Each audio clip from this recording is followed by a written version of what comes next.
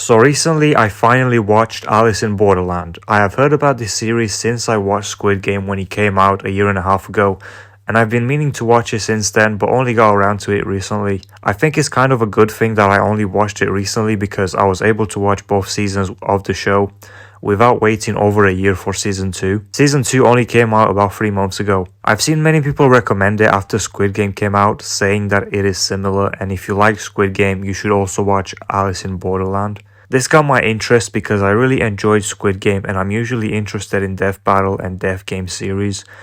At the time, I didn't know it was a Japanese show based on a manga because I hadn't even heard of the manga. I also thought it was a Korean show since people recommended it based on Squid Game. I will say that I did not read the manga, but I did have a look at some of the chapters just because I was curious about how things were adapted. And I did also read the final few chapters just to see how the ending was done because I was left a bit confused at the end of the series. This video will also contain spoilers for both seasons of Alice in Borderland, so if you haven't watched it already, just know that I fully recommend it and suggest you go watch it because it's very good. Now let's talk about the series, starting with the first season. We get introduced to our main character, Arisu. Now Arisu is just the Japanese pronunciation of Alice, so I'm not too sure if I should call him Arisu or Alice. I'm just gonna go with Arisu since that's how they say it. So in the first episode, the main character meets with two of his friends, and after entering a building, they realized that everybody in the city had disappeared as if they were transported in a different world. And I thought the way this was done was pretty confusing because it wasn't clear that they were taken to a different world or dimension, and everybody besides them just disappeared. We only got some more information regarding this a lot later on in the series. Anyway, after wandering around the city trying to figure out what was going on, they arrive at the place where the first game takes place. Now these games are given a difficulty rank, and I do think that there were some issues with this. They use a card to tell the players the difficulty and type of game it is. The first game was a 3 of clubs. The higher the card, the more difficult the game is. This, however, is kinda inconsistent throughout the show because there is no way that first game was only a 3 in difficulty. I think it was harder than some of the games with higher cards. At first, it appeared to be simply a guessing game between two doors, but in reality, it required the main character to do some crazy calculations and remember certain things while also being under time pressure and stress. Needless to say, this was not easy at all and should have been higher than a 3. This happened with many games where I felt that the card they were given wasn't really accurate. With that said, I thought the first game was a good introduction for what we can expect and the type of games we would see. The second game was more straightforward. It was mainly kind of a game of tag where the characters would have to run from a person trying to kill them while getting to a certain location.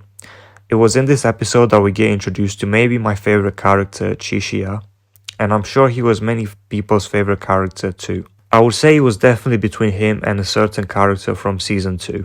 Episode 3 was a big turning point for the series, and this is where at the time I kind of had mixed feelings on what happened, but later I understood more about why it was done. So this game was a hard game, which meant it was supposed to be very emotional, and this is where Arisu's friends die.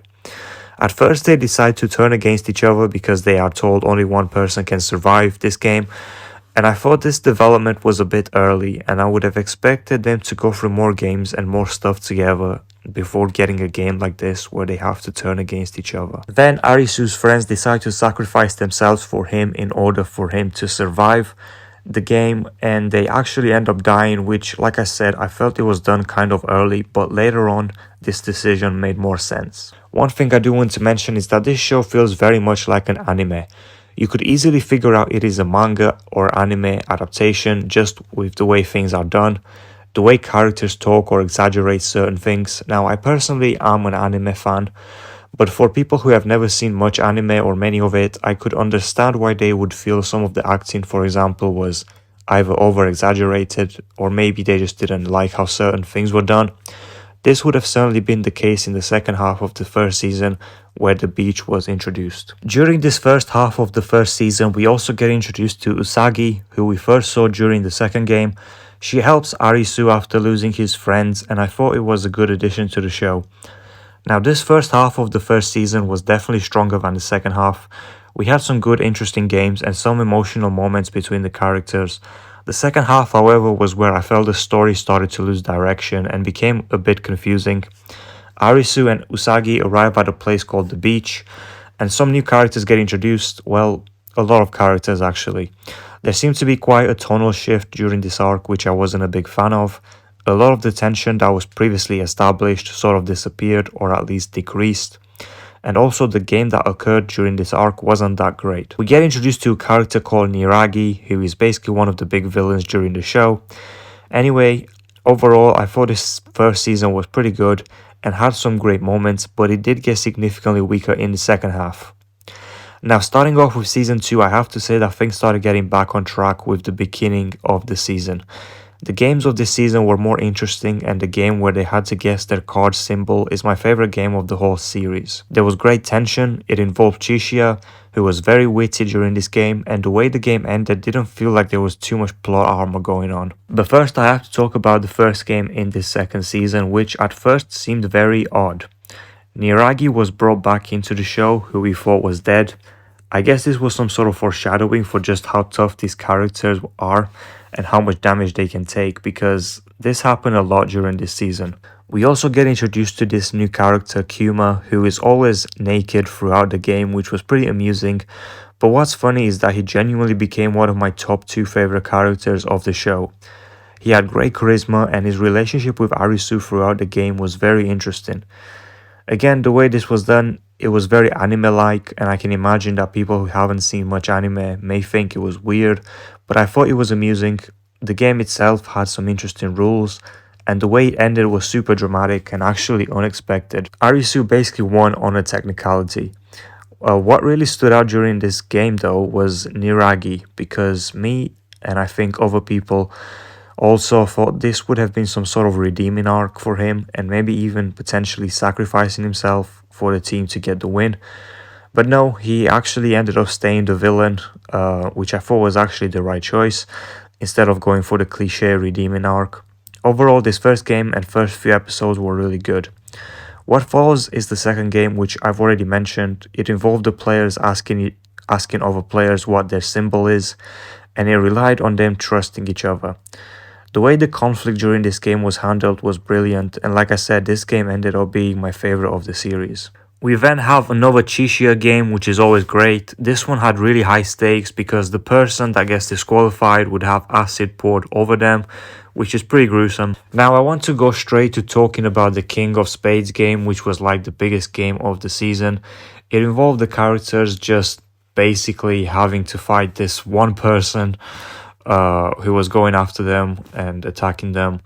And this game was really where a lot of ridiculous things happen in terms of like the durability of the characters and how much damage they can take, which is something that I mentioned before. Pretty much the King of Spades himself, the character, he just seemed to be able to take so much damage without dying. It was pretty ridiculous at this point. And look, the action was great, I will say that, but just the fact that the characters seemed to have so much durability and sometimes it was just inconsistent, I think that was an issue. That is one criticism I would have for that game.